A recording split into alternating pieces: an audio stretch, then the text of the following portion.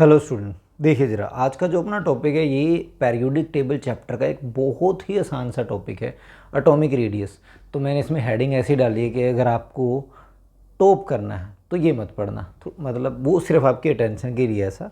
लेकिन उससे आप ये समझिए कि मैं ये बताना चाहता हूँ कि इस टॉपिक के क्वेश्चन आपके बोर्ड में, मतलब जो स्कूल एग्ज़ाम है उसमें, नीट में, मेंस में, इवन यहाँ तक कि एडवांस में भी इसके क्वेश्चंस फ्रेम हो जाते हैं। तो बहुत आसान सा टॉपिक है एटॉमिक रेडियस, कि आपका पीरियड में इसका ट्रेंड क्या है और ग्रुप में इसका ट्रेंड क्या है। तो टॉपिक पे ज़्यादा हम ऐसे डिस्कशन ना करके डायरेक्ट चलते हैं कि उसमें है क्या चीज़, वो देखते हैं। तो इसके लिए आपको हल्का सा आइडिया रहना चाहिए कि व्हाट हैपन्स विद साइज़, कि जो आपका साइज़ ऑफ एटम है वो ग्रुप में क्या हो रहा है, पीरियड में क्या हो रहा है। ठीक है जी। तो एक बार टॉपिक पे आते हैं, देखिए ज़रा। तो जैसे कि हेडिंग डाली है यहाँ पे कि आपके पास ये क्या है, ट्रेंड्स इन एटॉमिक रेडियाई। ठीक है जी। तो सबसे पहला यहाँ पे टॉपिक पिक करते हैं, एटॉमिक रेडियस ही क्या है। तो एटॉमिक रेडियस देखिए, कभी भी आइसोलेटेड एटम के लिए डिफाइन ही नहीं कर सकते।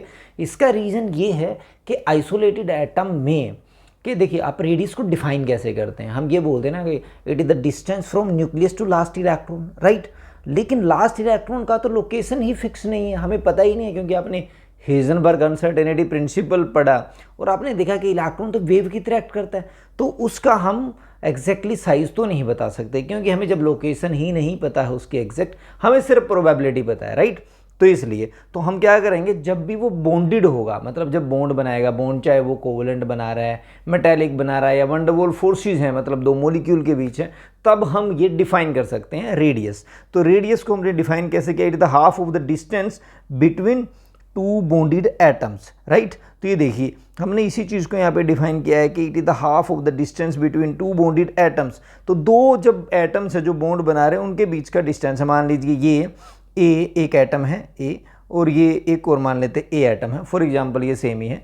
तो इनके बीच का जो ये डिस्टेंस है, इस डिस्टेंस का हाफ कर दीजिए। डिस्टेंस क्या, बॉन्ड लेंथ, राइट, दो एटम्स के बीच का, ये उसका हाफ, ये आपका एटॉमिक रेडियस होता है। अब चलते हैं कि एटॉमिक रेडियस को कौन से फैक्टर इफेक्ट कर रहे होंगे। ओब्वियसली देखिए, सबसे पहले हम साइज़ की बात करते हैं कि आपका जो एटॉमिक रेडियस है वो साइज़ के डायरेक्टली प्रोपोर्शनल होगा। तो हम यहाँ पे टॉपिक पिक करते हैं इफेक्टिव न्यूक्लियर चार्ज। जो यहाँ पे मैंने ENC लिखा है, इसका मतलब है इफेक्टिव न्यूक्लियर चार्ज। और आप सबको पता है कि इफेक्टिव न्यूक्लियर चार्ज आपका पीरियड में जाते जाते बढ़ रहा होता है और ग्रुप में आपका कम हो रहा होता है। अगर पीरियड में आपका इफेक्टिव न्यूक्लियर चार्ज इंक्रीज हो रहा है तो ऑब्वियसली साइज डिक्रीज कर रहा होगा, और ग्रुप में साइज इंक्रीज कर रहा होगा, राइट। तो यही देख लिए हमने, यही लिखा है कि जो इफेक्टिव न्यूक्लियर चार्ज है इन्वर्सली प्रोपोर्शनल है साइज के। और जैसे साइज होगा, और आपको पता है कि size of atom is directly proportional to the radius. Obviously size increase करेगा तो रेडियस इंक्रीज करेगा, साइज डिक्रीज करेगा तो रेडियस भी डिक्रीज करेगा।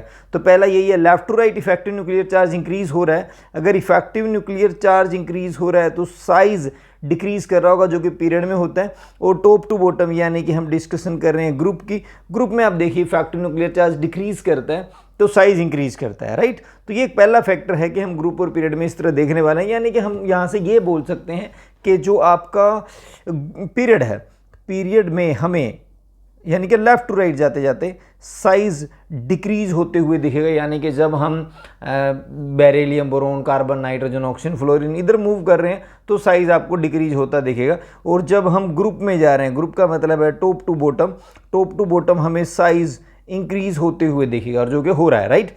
उसके बाद आपका जो साइज है या रेडियस है वो नंबर ऑफ सेल्स पे डिपेंड करता है। जैसे जैसे नंबर ऑफ सेल्स इंक्रीज करेंगे तो आपका एटॉमिक रेडियस भी इंक्रीज करेगा। अब आप देखिए, जब हम पीरियड में चल रहे होते हैं, यानी कि लेफ्ट टू राइट की मैं बात कर रहा हूँ, left to right in a period, across a period, ठीक है। तो जब हम पीरियड में मूव करते हैं तो आपको पता है कि जो नंबर ऑफ सेल्स हैं, नंबर ऑफ सेल्स वो क्या होते हैं, सॉरी नंबर ऑफ सेल्स क्या होते हैं, आपके फिक्स रहते हैं। मतलब we are adding electron in same shell. अगर आपके शेल फिक्स हैं तो आपका पीरियड में जाते जाते सेल के बेस पे हम डिफाइन नहीं कर सकते। तो आपको पता है पीरियड में क्या होता है कि जेड स्टार, यानी कि factory nuclear charge is dependent on total nuclear charge minus screening constant. तो आपका जो स्क्रीनिंग कांस्टेंट, इसका एक कांस्टेंट वैल्यू हो जाएगा जब आप पीरियड में जाएंगे, क्योंकि नंबर ऑफ सेल्स जो इनर सेल्स हैं वो फिक्स हैं, और आपका जो जेड है यानी कि टोटल न्यूक्लियर चार्ज वो इंक्रीज कर रहा है तो आपका इफेक्टिव न्यूक्लियर चार्ज भी बढ़ रहा होगा, और अगर इफेक्टिव न्यूक्लियर चार्ज बढ़ रहा है तो साइज को आपका डिक्रीज करना पड़ेगा अक्रॉस अ पीरियड, तो जो कि हो रहा होगा। और नंबर ऑफ सेल्स अगर हम डिस्कशन करते हैं ग्रुप में, तो आप देखिए ग्रुप में क्या हो रहा है, ग्रुप में जब हम आ रहे हैं डाउन द ग्रुप तो नंबर ऑफ सेल्स बढ़ते हैं, है ना। नंबर ऑफ सेल्स अगर इंक्रीज कर रहे हैं जो कि ग्रुप में ये होगा, तो अगर यहाँ पे आपके सेल्स इंक्रीज कर रहे हैं तो ऑब्वियस है कि आपका साइज भी इंक्रीज करेगा और एटॉमिक रेडियस भी इंक्रीज करेगा। अब देखिए स्क्रीनिंग इफेक्ट जैसे जैसे इंक्रीज करेगा, स्क्रीनिंग इफेक्ट डिपेंड करता है नंबर ऑफ सेल्स पे। अब आप देखिए जब हम जा रहे हैं पीरियड में across a period left to right, ठीक है, मैं बहुत इसको फास्ट नहीं लेके जा रहा हूँ, बहुत स्लो भी नहीं लेके जा रहा हूँ, एक मॉडरेट साइड टॉपिक मैंने पिक किया और उसी स्पीड से हम करने की कोशिश कर रहे हैं।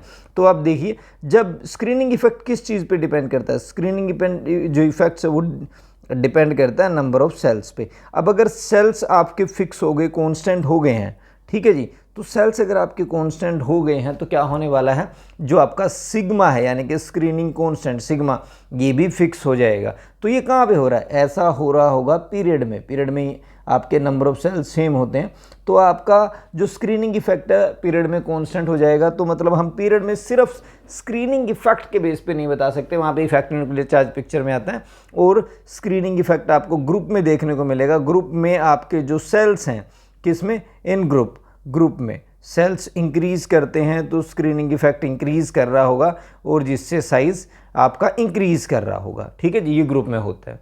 फिर चलते हैं मल्टीप्लिसिटी ऑफ अ बॉन्ड। मान लीजिए कि आपके पास कोई भी ए है, इसके बीच में सिंगल बॉन्ड है, यहाँ पे इन्हीं के बीच में डबल बॉन्ड है और ए ट्रिपल बॉन्ड है। तो जैसे जैसे बॉन्ड बनेंगे बॉन्ड लेंथ कम होता जाएगा, रेडियस कम होता जाएगा। तो सिंगल बॉन्ड में रेडियस बड़ा होता है, डबल बॉन्ड में छोटा, ट्रिपल बॉन्ड में और छोटा हो जाएगा, ठीक है जी। ओके गाइस, अब आगे बढ़ते हैं। देखिए अब जो ये टॉपिक है यहाँ पे आपका मेन टॉपिक शुरू हो जाता है। अभी तक मतलब जो बातें थी वो आप सबको आती होंगी, मैंने उन्हीं को रिवाइज करवाया। अब उन्हीं सभी जो हमने अभी तक फैक्टर्स पढ़े उनको अप्लाई करते हैं। देखिए पीरियड में पहला पीरियड आपके पास उसमें दो ही एलिमेंट है, हाइड्रोजन और हीलियम। वैसे तो left to right size decrease करना चाहिए, ये देखिए, लेकिन गाइज ये नोबल गैस को छोड़ के बाकी सब पे एप्लीकेबल है। ऐसा इसलिए क्योंकि जो नोबल गैसेस हैं उसमें जो हम रेडियस स्टडी करते हैं ये वंडरवॉल रेडियस होता है, और ये आप लोगों को पता होगा कि जो वंडरवॉल रेडियस है वो मेटालिक रेडियस से बड़ा होता है एंड देन कोवलेंट। ये ट्रेंड होता है, ये ट्रेंड आपको ध्यान रखना पड़ेगा। ये भी नीट में मेंस में बहुत बार ये ट्रेंड फ्रेम हो चुका है सिंपली, ठीक है जी। तो इसलिए जो नोबल गैसेज हैं उनके पास जो रेडियस होता है दैट इज़ वंडरवॉल रेडियस, और वंडरवॉल रेडियस आपका बड़ा रहेगा। इसलिए नोबल गैसेस रिस्पेक्टिव पीरियड में सबसे बड़ा साइज लेके बैठे होंगे, जैसे कि इसमें देखिए हीलियम हाइड्रोजन से बड़ा है।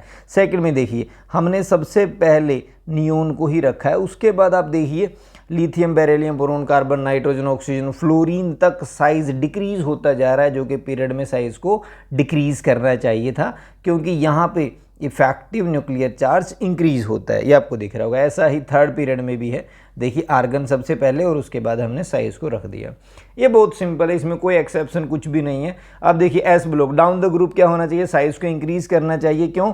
क्योंकि यहाँ पे एन इंक्रीज करते हैं नंबर ऑफ सेल, उसकी वजह से स्क्रीनिंग इफेक्ट इंक्रीज करेगा, और स्क्रीनिंग इफेक्ट अगर इंक्रीज किया तो इफेक्टिव न्यूक्लियर चार्ज डिक्रीज करेगा एंड साइज आपका इंक्रीज कर जाएगा, जो कि ग्रुप में हो रहा है। देखिए लिथियम से, सोडियम से, potassium, rubidium, caesium, down the group जाते जाते आपको साइज इंक्रीज होता हुआ दिखना चाहिए, जो कि हो रहा है।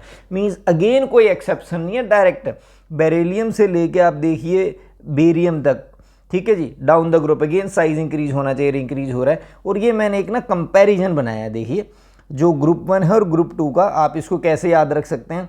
ग्रुप 1 और 2 का मतलब आप ग्रुप 1 से लेके 2 तक एक ऐसे एम से शुरू, बेरिलियम से शुरू करिए और एक ऐसे एम बना लीजिए। एम बना के फिर आपको एक ऐसे एन बना देना है इस तरह से।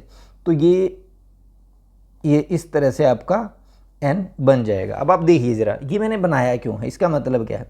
हम ये बोल सकते हैं यानी कि बेरिलियम से बड़ा लिथियम हुआ, उससे बड़ा आपका मैग्नीशियम हुआ, मैग्नीशियम से बड़ा सोडियम है साइज में, सोडियम से बड़ा कैल्शियम है जैसा कि आप देख पा रहे हैं, उसके बाद स्ट्रोंशियम है, देन बेरियम है, एंड बेरियम के बाद बड़े जो potassium, then rubidium, and lastly it is caesium. मतलब गाइस अब देखिए ग्रुप 1 और 2 का पूरा ट्रेंड 1 मिनट में आपको याद हो गया।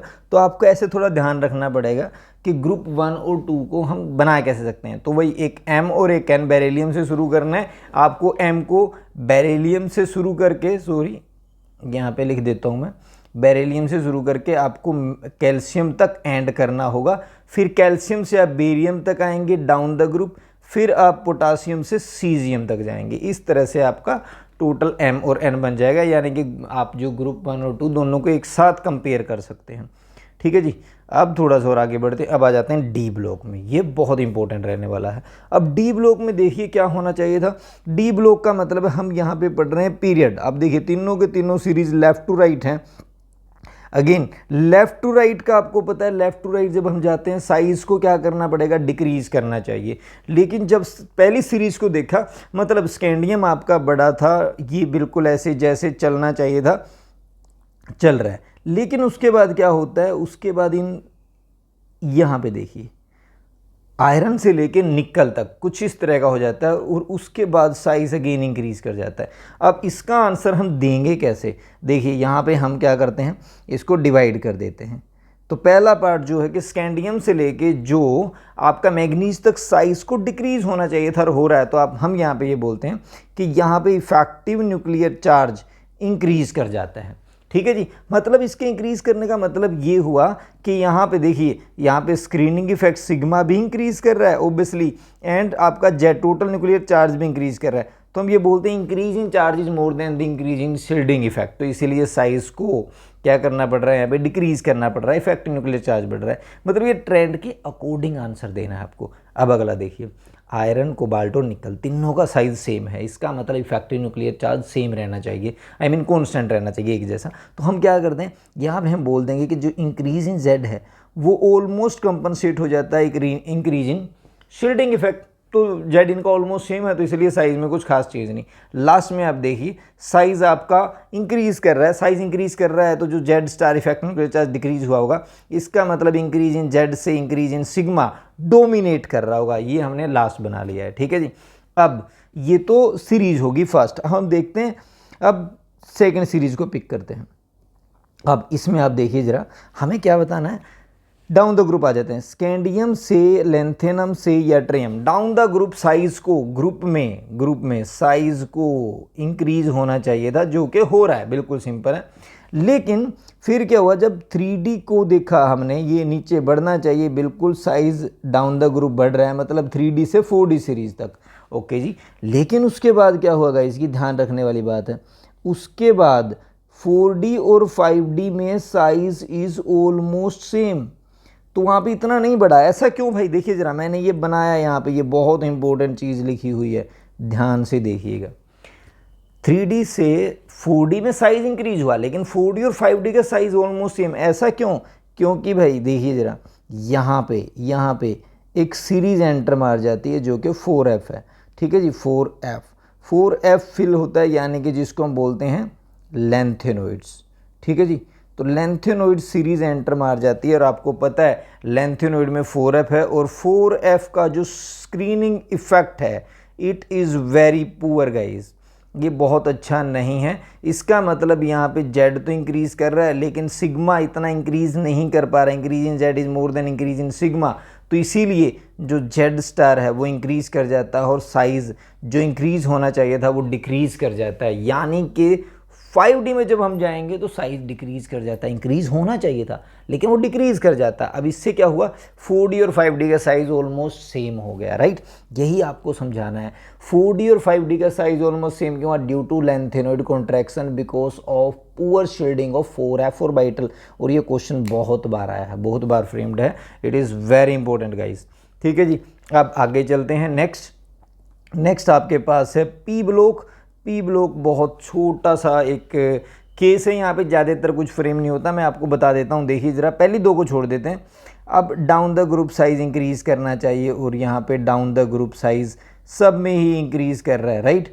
तो आपको कुछ खास ऐसे रट्टा मारने की ज़रूरत नहीं है, जो आपके पास ट्रेंड्स है वही ट्रेंड्स यहाँ पे फॉलो हो रहा है, आप चेक कर लीजिए। ठीक है जी। तो जो आपका ट्रेंड बनना चाहिए वही तो ट्रेंड बन रहा है, राइट, कि डाउन द ग्रुप। लेकिन बोरोन और कार्बन फैमिली को देखिए, वहाँ पे मैंने भी बनाया नहीं है। बोरोन में क्या होता है, हमारा जो एक्सपेक्टेड है वो ये था कि साइज ऐसे डाउन द ग्रुप इंक्रीज होना चाहिए, लेकिन यहाँ पे एक्चुअली हुआ क्या वो देखते हैं। बोरोन में ऐसा हुआ कि बोरोन के बाद गैलियम आ जाते हैं, गैलियम के बाद एल्यूमिनियम आ जाते हैं, उसके बाद इंडियम और थैलियम का साइज ऑलमोस्ट सेम है, लेकिन थैलियम का थोड़ा सा बड़ा है। अगर आप स्ट्रिक्ट ऑर्डर फॉलो करेंगे तो थैलियम थोड़ा सा बड़ा है, लेकिन ऑलमोस्ट सेम है, जितना बड़ा होना चाहिए था उतना नहीं। तो वाई सबसे पहला क्वेश्चन तो ये कि यहाँ एल्यूमिनियम और गैलियम पे चेंज क्यों आया और इंडियम और थैलियम पे चेंज क्यों आया, ये क्वेश्चन बार बार आता है। तो देखिए, जब आप इस सीरीज़ को, इस ग्रुप को पूरे मतलब पी ब्लॉक को ढंग से देखेंगे तो गैलियम से पहले हमारे पास डी ब्लॉक एंटर करता है, जो स्कैंडियम से लेके जिंक तक डी ब्लॉक, यानी कि डी सबसेल ने एंट्री मार लिया। और डी का आपको पता है शील्डिंग पुअर होता है, यहाँ पे due to poor shielding of D gallium का साइज डिक्रीज कर जाता है, इसको बोलते हैं हम डी ब्लॉक कॉन्ट्रैक्शन, और इसीलिए गैलियम का साइज एल्यूमिनियम से छोटा हो जाता है। Now what happens in indium and thallium, thallium से पहले 4F एंटर मार जाता है, यानी कि लेंथेनॉइड कॉन्ट्रैक्शन, तो थैलियम का साइज भी डिक्रीज कर जाता है, और अगर थैलियम का साइज डिक्रीज करेगा तो इंडियम के ऑलमोस्ट पास पहुंच जाता है। तो इसलिए आपको ये ध्यान रखना पड़ेगा, गैलियम का साइज डिक्रीज हुआ डी ब्लॉक कॉन्ट्रैक्शन की वजह से, और थैलियम का साइज डिक्रीज हुआ एफ ब्लॉक कॉन्ट्रैक्शन की वजह से, यानी कि लेंथेनॉइड कॉन्ट्रैक्शन की वजह से। और जो डी ब्लॉक कॉन्ट्रैक्शन है वो बोरोन फैमिली में देखने को मिलता है, लेकिन कार्बन फैमिली में जाके वो वैनिश कर जाता है। और लेकिन जब हम टिन से लेड जाएंगे, टिन से लेड, तो ये यहाँ भी देखने को मिलेगा, कौन सा, एफ ब्लॉक कॉन्ट्रैक्शन, क्योंकि आपका शील्डिंग बहुत पुअर है तो वो आगे तक आपको देखने को मिल जाएगा, इसलिए आपका टिन और लेड का साइज भी ऑलमोस्ट सेम सा हो जाता है, राइट। तो ये पूरा पी ब्लॉक है, इससे बाहर कोई क्वेश्चन पी ब्लॉक का भी फ्रेम नहीं होने वाला है। अब ये आपको एक पॉइंट याद रखना है कि जब एनायंस हैं तो इसमें आपका साइज, वैसे तो आपको थोड़ा सा आप आयनिक रेडियस के बारे में हम डिस्कशन कर सकते हैं, लेटर ऑन मैं बताऊंगा, लेकिन अभी ये पॉइंट आयनिक रेडियस से आपको याद रखना है। आयनिक रेडियस अब है क्या, radius of cation and radius of anion. और आपको पता होगा, अगर मान लीजिए ये कोई भी सी एटम है और ये सी प्लस बनाता है, तो ऑब्वियसली कैटायन का साइज अपने पेरेंट एटम से छोटा होता है, और अगर मान लीजिए ये ए एटम है और ये ए माइनस है, एनाइन का साइज अपने पेरेंट एटम से बड़ा होता है, ठीक है जी। ये पॉइंट आपको ध्यान रखना चाहिए। और यहाँ पे आपने देखिए F minus, C L minus, B R minus, I minus, H minus, इन सब के रेडियस को कंपेयर किया। ये चीज़ के लिए मैं आपको ऑलरेडी बोल चुका हूँ, याद कर लीजिए, बहुत इंपॉर्टेंट है ये आप डायरेक्ट याद रखिए, ऐसा होता है, ठीक है जी। ओके देन, तो ये आपका एटॉमिक रेडियस के ट्रेंड थे, जिसमें हमने एस ब्लॉक कवर किया, पी ब्लॉक कवर किया, डी ब्लॉक कवर किया। एफ ब्लॉक में मैंने अभी कवर नहीं किया है ब्लॉक इसमें, क्योंकि एफ ब्लॉक आप पढ़ेंगे लेटर ऑन जाके, तो एफ ब्लॉक का ऐसा यहाँ से कोई खास क्वेश्चन फ्रेम नहीं होता, लेकिन वो डी एंड एफ ब्लॉक आएगा तब आप बहुत डिटेल में पढ़ेंगे। तो periodic table point of view से जो कुछ हम बता सकते थे, ये सारी इन्फॉर्मेशन यहाँ पे है। तो आपके बोर्ड मतलब आपके स्कूल एग्ज़ाम में, नीट में और मेंस में यहाँ तक ही क्वेश्चन फ्रेम होंगे, और इस चैप्टर के लिए you are highly recommended with NCERT only, ठीक है जी। तो ये आपका टोटल टॉपिक था आज का, ठीक है। आई होप आप लोगों को समझ आया होगा, ठीक है। देखते हैं, इस पे मैं एक आपको डिटेल वीडियो और बनाने वाला हूँ कि आपके जितने भी आपके ट्रेंड्स हैं, चाहे वो आयोनाइजेशन एनर्जी का है, वो चाहे वो इलेक्ट्रॉन एफिनिटी का है, या वो साइज़ का है, या मेटालिक करैक्टर का है, या ऑक्सीडाइजिंग रिड्यूसिंग पोटेंशियल्स का है, it is related with size and how it is related with size, यही हमने देखना है, ठीक है जी। तो अगली वीडियो में मिलते हैं, बाय देन।